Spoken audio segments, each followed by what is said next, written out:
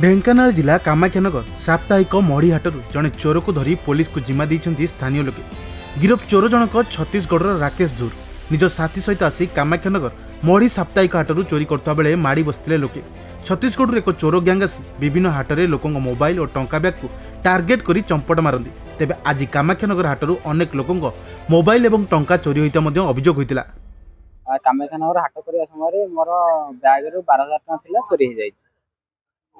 हाट करने समय मु चोरी हो गला पर जण चोर को धइले पछे पछे आम समस्त आइजु हाट वाला 5 जनकर चोरी है। कार फोन चोरी है, कार 5,000 का 7,000 कार 12,000 एम चोरी है। असुविधा कौन सर आम मार्केटिंग पे आसलु आसला बेले रसण बाछुची से समय नईन बाछा भितर छाती पकेट मोबाइल धरते से कौन चोर आसी छाती पकेट नहीं जाइए।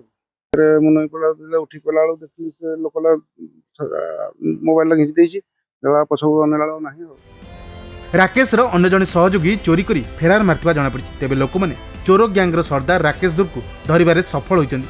खबर पाई साप्ताहिक हाटरे पुलिस पहुंची चोर को गिरफ करने सहित छत्तीसगढ़ यह चोर ग्यांग संपर्क में खोलताड़ जारी रखी। सेपटे ओडिशारू छत्तीसगढ़ पर्यंत यह चोर ग्यांगर चेर लंबिची बोली अनुमान करा जाउछि, जाहाकु नै पुलिस पक्षरु कड़ा एक्शन ग्रहण करा जाइछि।